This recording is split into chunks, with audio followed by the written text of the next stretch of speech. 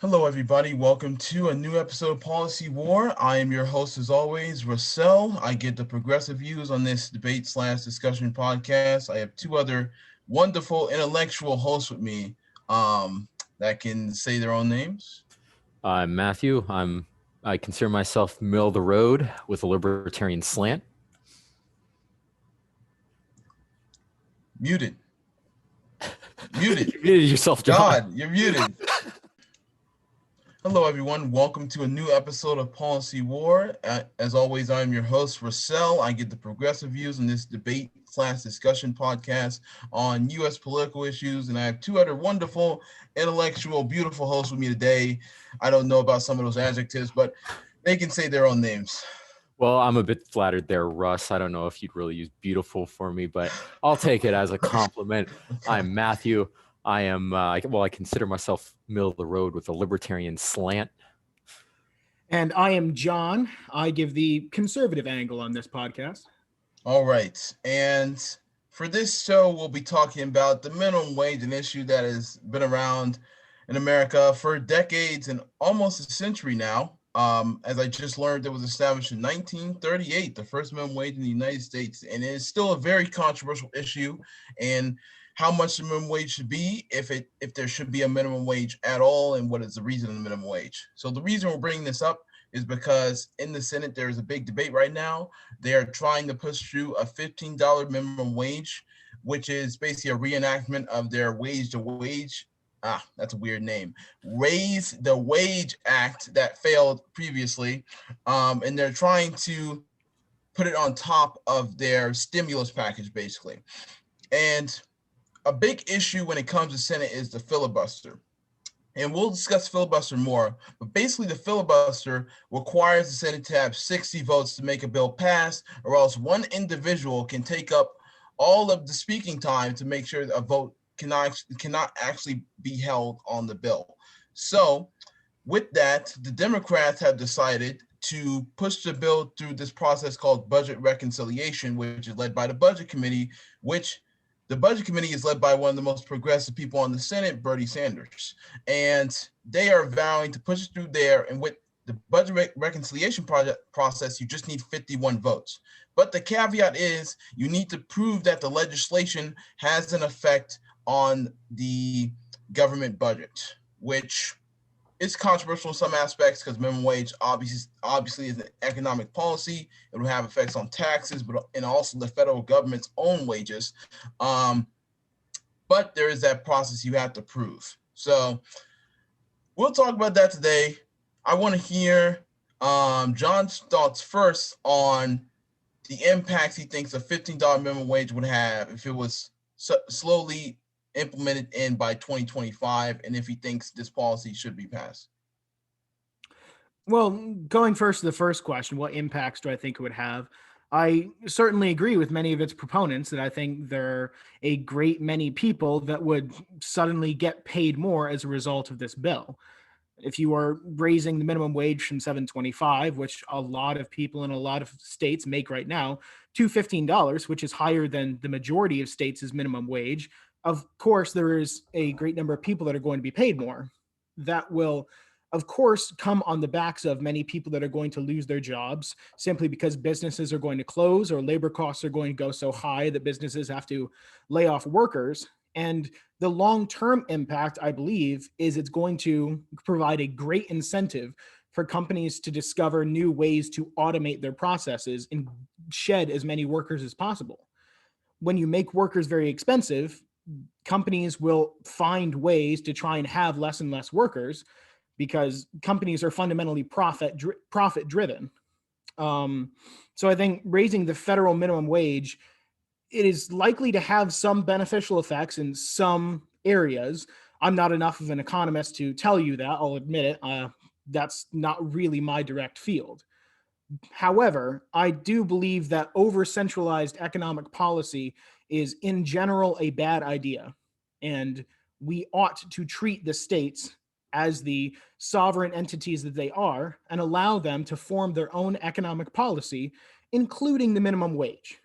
So with a country as large and diverse as ours, I think it is a somewhat short-sighted plan to try and raise the minimum wage to address a great many issues in our economy from the federal level, simply because it might have some beneficial effects, but those will not necessarily be enough to allay the significant negative effects that are also possible.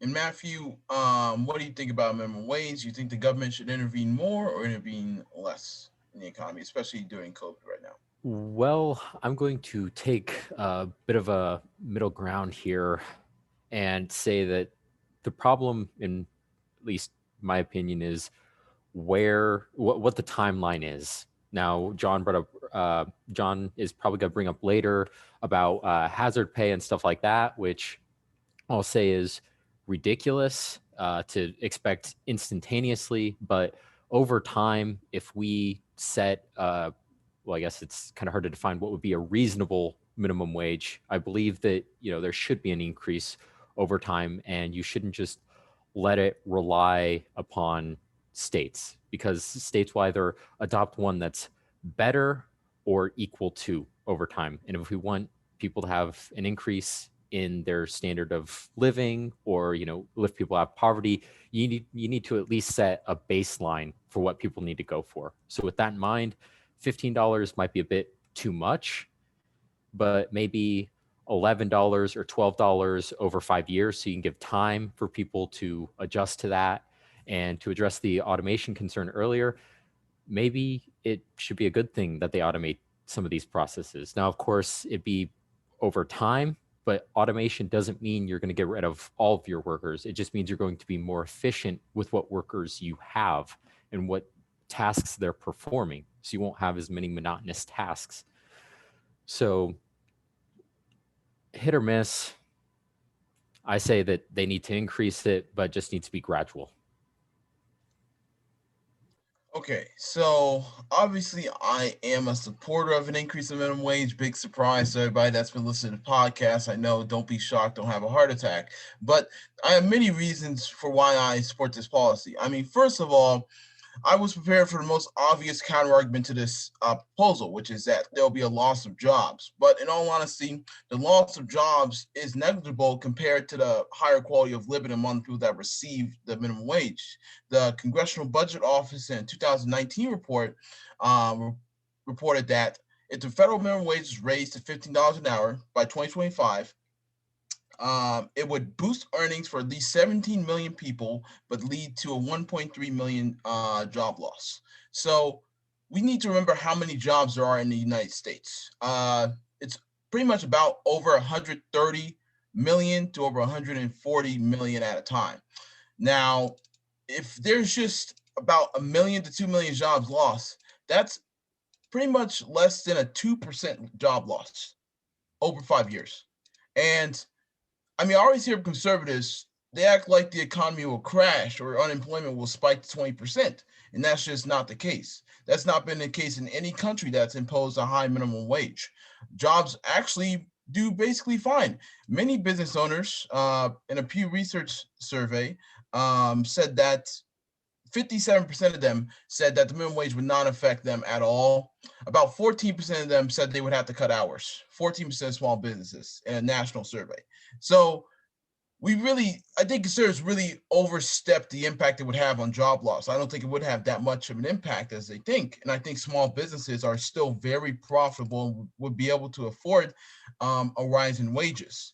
And the reason why rise in wages is so important is because people are in the poverty level in America.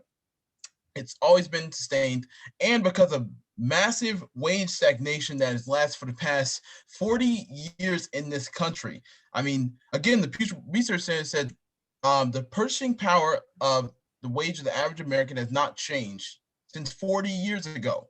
Do we not realize this? Inflation's increasing, prices are increasing, billionaires are getting richer, but the average person doesn't really have more purchasing power, more discretionary income in terms of what they can actually buy. Isn't that a problem? Doesn't that show that what we've done for the past 40 years doesn't work?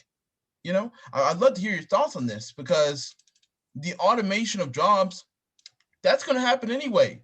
Companies are always looking to automate with or without a minimum wage because they always want to reduce wages. They want to reduce wages as much as possible to make as much profit as possible. They do not care about the quality of life of their workers as long as they're making as much money as possible.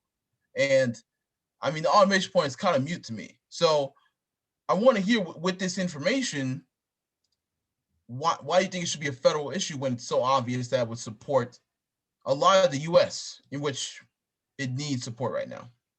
Either one of you. Well, I don't think that it needs to be a federal issue because of the point that I made earlier. The United States is larger than almost any country where you're going to find significant research on a minimum wage hike. It is very diverse. I guarantee you the problems faced economically, politically, and socially in California are fundamentally different from those that you will find in Missouri. It is wrong for the United States to assume that all of the 50 states would benefit from a singular centralized economic policy. Therefore, my entire contention is that we should allow the states to function the way the states were meant to function.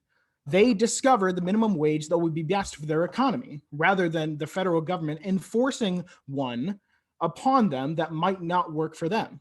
If California needs a $15 minimum wage for their economy to work well, fantastic. I hope they raise the minimum wage to that. But Missouri might not. And if Missouri decides that it doesn't, it shouldn't. Therefore, if you want to lay a blanket policy, which will have positive effects or negative effects, or you want the states to be able to find out and to provide their own positive effects to advance their economies in the way that they see fit, in the way the representative of the people see fit, then that is my entire position. To provide an over-centralized economic policy does nothing except enforce a particular standard that might not match those of all the states. I will say that once again, I do see the importance of what John is saying right here. I mean, you can't force everyone to adopt California standards because not everybody's going to have the living expenses of Los Angeles or Long Beach or anything along that line. But I do believe in a way the federal government acts as a motivator for the states. And I believe that that's where I'm going to differ here with John. And I believe that they can help set kind of a rate, or at least set the minimum, because the minimum wage, of course, you're going to have big corporations that are already surpassing that. If you look at Walmart, they have their own minimum wage, if I recall correctly. Your big corporations are going to do it regardless, but they can at least set a standard for the rest. And so it shouldn't be as high, but at least setting a standard, at least updating that $7 figure would mean something. But why would having any federal minimum standard, even if it's lower than $15, why would that have any benefit? Because the states are going to put forth the minimum wage that is best for their state. And if the representatives of the people fail to do that, they will be punished at the ballot box. Therefore, why would the federal government input itself into this entire policy at all? If we make that minimum standard, then states that need it higher are going to make it higher. States that need it at that exact level, fine, that works great for them. But if a state needs it lower for whatever reason, now they're just precluded from doing it. So there's no real reason for the federal government to incentivize these states to do it. And by the way, the federal government doesn't incentivize, it coerces. There's no reason for the federal government to do this because the states will already be trying to make their economy function as best it can. It's not really up to us or the feds to say, no. I know that you're really close to your people, close to your economy, and you probably understand it better than anyone else, but we are going to tell you how to run your economy. I will say one reason I can think of for the government to get involved is because if you were to increase the minimum wage, you could possibly decrease the amount of spending spent on social programs. And Russ didn't point this out in his CNBC article, but they cite a study from the Economic Policy Institute, which of course is left-leaning. They found that a $15 minimum wage would reduce expenditures for public assistance by $13.4 billion. Now, of course, I'm not one to take a giant leap and say go for 15, But imagine if you just increase it to $10. How much of a reduction will you have there? You know, some of these states that don't have a minimum wage that's higher than the federal minimum wage would have to come up, yes. And it's not as extreme as $15, but we can test the waters and we can see, is this actually cutting back on the federal spending there? Then you don't have as many people, quote unquote, on the dole or anything like that, as people would say. You'd be able to raise their standard of living and it wouldn't be a night and day dramatic effect. It'd be slow, gradual. I mean, with this point of entitlement, I feel like, since Republicans, I mean, conservatives in general, despise entitlement so much, maybe the minimum wage could be used to reduce that. I mean, with that point Matthew made about entitlements, it's very important to realize this saves the federal government a lot of money. And also, if states made all their economic decisions, we would be two different nations right now. To think that, and I looked this up before, guess the highest states with the highest percentage of people on minimum wage. It's Mississippi, Tennessee, South Carolina, Louisiana. I wonder where all these states are. I'm trying to remember. I need to look at a map. Oh, yeah, they're in the South. All the northern states would have a higher minimum wage, while the southern states would never implement one because they're controlled by big business. You said they'd be voted out. No, they will not be. The minimum wage is one of the most popular issues in the country. You see any national survey, a majority of people are for minimum wage. If it's so consensual that the entire country wants it, why should the federal government not implement it and have half the country be divided on this issue? If states were involved in their own economic issues, we would not have Social Security. We would not have Medicare. We would not have Medicaid. We would not have any aid programs because none of the states would be able to do it. I mean, this whole point of federalism is just a delaying tactic, in all honesty. Everybody wants minimum wage.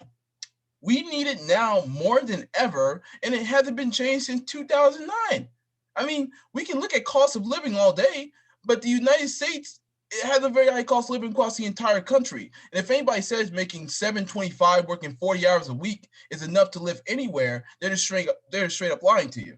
It's not. It's not. You're making less than $30,000 a year. Like, are we being serious here? That's just above the poverty level, and that's not how people should be living. I mean, you can't tell me a single state we're making 725, working 40 hours is enough. And to say that people will vote out these legislatures, it's been proven they don't, because these legislatures gerrymander. They have incumbents that control most of the populace, and they're paid off by big business.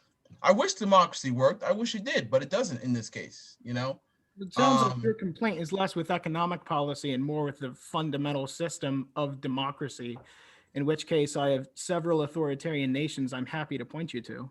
Well, my criticism is towards your 10th Amendment love, which would separate this country into the northern United States and the southern United States, because that's exactly what that would cause if the federal government never intervened in governmental policy in this country. And that's what you're advocating for. You advocated for that with drug decriminalization. You're advocating for that with minimum wage. You're advocating for that with many issues that you don't have the upper hand on. And I think it's just delaying tactics. Individual so brave as to say the federal government should do nothing, because I don't remember saying anything of the kind. I merely appreciate the ability of governments close to the people being able to make policy specific to that people. Here we go again. The entire country, I don't care if you're living in a rural mountain area or if you're living in Silicon Valley. 725 is not enough to live on. We I don't know if we can agree on that. I mean, if we can't, then we can't. But I think it's high in time for it. But I mean, the main reason this issue is so hard to pass is because of the filibuster too. And I want to talk about that a little bit. And yes, Matthew. If you don't mind, I'd like to make one final point. Yeah. On one final argumentative point as to why I disagree about the 725 being a living thing. We have to remember that not everybody should be in these jobs for their life. There should be some sort of forward movement, some sort of progression to it. I mean, not everybody should be working in a minimum wage job. They should be moving into management or moving upwards. So we can't expect every job to pay, you know, $15, $18, $20, stuff like that. We need to make sure maybe if there's a way to differentiate between, you know, those who are young and, you know, they're mainly supported by their parents, so they can get paid a different wage versus, you know, trying to get those who are older maybe out of employment and into retirement or something like that, because, you know, they're probably over 60 and they will be discriminated against. So maybe rerouting some of that money, tax money they get to that, so that, you know, you can discriminate on both ends, because those people shouldn't be working there a long period of time. Nobody should. Hmm. I mean, yeah, I figured you take the more nuanced view instead of full sweeping. Though, I mean, I do like different perspectives, but I think a big reason why Democrats are having so much trouble passing this because of how the Senate's organized and the filibuster. Matthew, could you give us a little bit of an overview on how the filibuster came to existence and why it's stopping them from just passing this legislation with a simple majority? Okay, so the filibuster, according to an article from National Geographic by Amy McKeever, comes from ancient Rome, when Cato basically spoke on the Senate floor to filibuster a piece of legislation and could not be removed, because at that time they did not have anything put in code to remove a speaker. Well, over time, that was adopted by the United States, of course, because we're based upon the Roman Republic to an extent. And it actually stayed as a way for people to deny a bill being passed. Usually they would just take the floor and speak almost endlessly during the end of a session to prevent it from being passed in that session. So it would just sit there.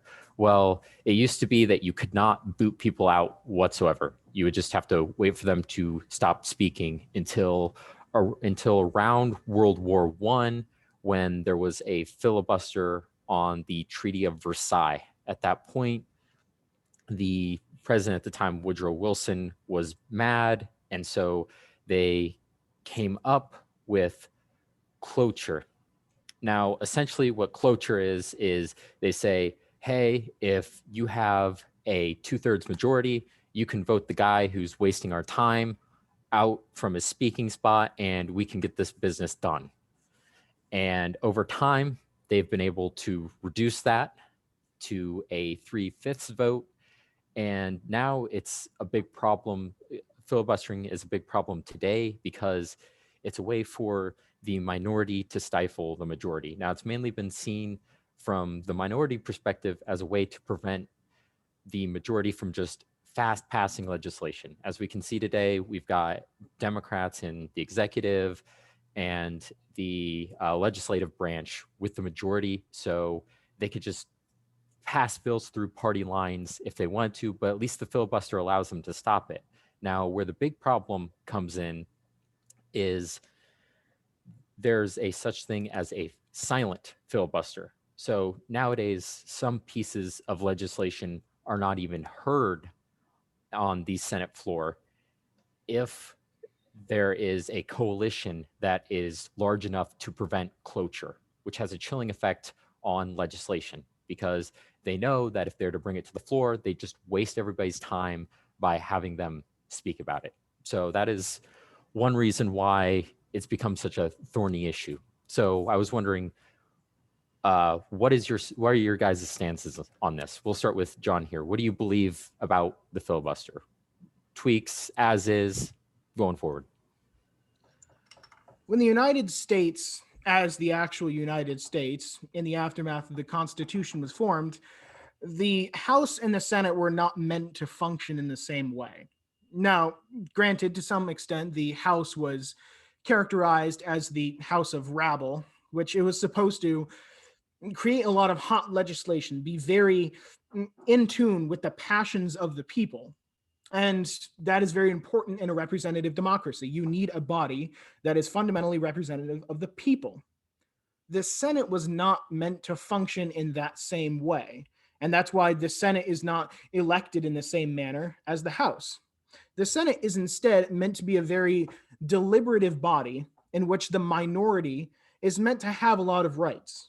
In the House, if you have just over half the votes, you can do essentially whatever you want. It doesn't really matter because majority rules in every case. In the Senate, the minority is meant to have some rights. It is meant to have some say. Some call it the cooling saucer of the hot legislation from the House. I've never been much a fan of that analogy, but I guess it does make some sense. Now, to the filibuster itself, I disagree that it is a problem. I think it is a problem when a certain party wants to get something done and wants to bowl over any opposition that it has. I believe that if there is genuine opposition to such an action of Congress, if you cannot garner 60 votes in order to even end debate to bring it to a floor vote, very well. At that point, then obviously there doesn't seem to be the consensus of the people or the consensus of the representatives of the people in order to pass it. In which case, I am perfectly fine with the government not passing that bill. I mean that surprised me. The filibuster, in all honesty, I don't think the founders, as you say, our government was modeled after Rome and Athens and Athenian democracy, but I don't think the founders really envisioned needing 3/5 majority just to pass any legislation, and that's what the filibuster forces. The filibuster basically makes it so it's almost like constitutional amendments, which need 2/3 to pass, which is why constitutional amendments almost never happen. The Senate cannot agree. When 66% of people in the Senate agree, then wow, we've hit a golden age. It usually never happens. And to basically say you need that on a smaller level for a filibuster is why it's so successful. Most issues will not have 60 votes just because the U.S. is so polarized. Now, it's not used on every piece of legislation. We may have heard of Ted Cruz's famous "Sam Ham I Am" speech, which really increases credibility in my mind if it wasn't already high enough. And Bernie Sanders also filibustering tax reform bill. So it's used sparingly, but still it stops Senate from operating with a majority. And usually what you hear is tyranny of the majority, but the democracy was supposed to work like that. It was supposed to be the majority decides what society should implement. And to put this stopgap in there where you need 60% instead of 50% of a vote to pass something makes it really hard to pass anything monumental, which is what we're seeing with this minimum wage. And I think it just delays progress really in society, because one radical senator who's more far right or far left won't support legislation doesn't mean they should be able to stop all of Senate just because their own party is not willing to vote against them. In a sense, I don't know if this is how the founders wanted it. I don't believe it is. I don't think it's how really any democracy acts in the world. And this is why many people don't really emulate American democracy. It has a lot of undemocratic tools that are just political maneuvering, if anything. Well, I certainly see the points that you've made, Russell. I won't rehash the old point that we can disagree on what form progress takes. I think we've already had Yeah, that. yeah. I'm scarred by that statement. Yes. um, I will simply say that in a lot of ways, when the United States was set up, the federal government was not set up to be efficient. It was not set up to be especially democratic. It was set up in a way so that no person or small group of people could ever seize power and be tyrants. It was set up that way because we had just recently, in the last decade, won a war against a tyrant that was extremely bloody and traumatic for the country. And so we were scared of that happening again. And so I think the founding fathers would actually really appreciate having such a high bar for federal legislation to pass. Uh, and I believe that filibuster is a good thing because of this very quick hypothetical for both of you. President President John has just been elected, and his Phantom Party now has 56 votes in the Senate. And we get this bill through the House that says we are going to fund a $17 trillion war with the United Kingdom. We have 56 votes. Do you guys feel better about the filibuster then? I'll let Matthew talk. Yeah. Well, I was going to say, first things first, a quick correction about the start of the filibuster. It actually was enacted in 1917, not because of the Treaty of Versailles, but it had to do with arming ships. That was before the end of the war. But they did use cloture when trying to sign the Treaty of Versailles. But to get back to the point there, I was going to say that it already goes against the founders' beliefs to begin with because they didn't want political parties. That's one of the big problems. By having these political parties along lines where they kind of coerce issues, they just go black and white for most things, the filibuster becomes quite a problem. Now, if we had 100 senators and they didn't have party lines and they were just going off of what the people wanted, that would be a different story. But we're dealing with a situation, as you said before, your party has 56 people. Well, your party has an allegiance, even though your people in that party may not feel that way. They're kind of coerced in a way. That's already eroding at the democracy. Now, of course, I understand my argument is in an imagination land because we have parties and there's no taking that back now. But I'm just saying I can see the reason for your existence of a filibuster in that light. It's just kind of corrupt by this stance of it's now a numbers game. We now have this kind of race to the bottom.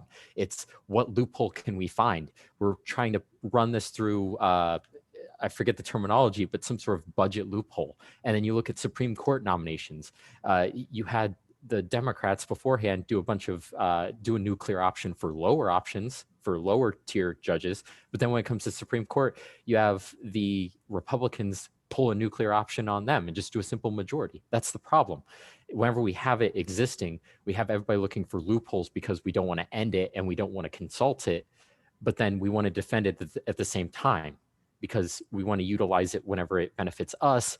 But God forbid, when it's in our way as a roadblock, we've got to find whatever legal loophole there is. So I think it's a catch-22 to begin with. So, I mean, I don't know if I directly answered your question there, but no, you're going back to the main theme of this podcast, which is political parties suck. Thank you very much for that, Matthew. And I think it's a good note to end the show on. Gives some things for people to think about. I hope America's better in the next week, because that's when we'll post the next episode. Chances are it will be worse. Thank you all for listening. And this is us signing out. We'll see you. Ciao.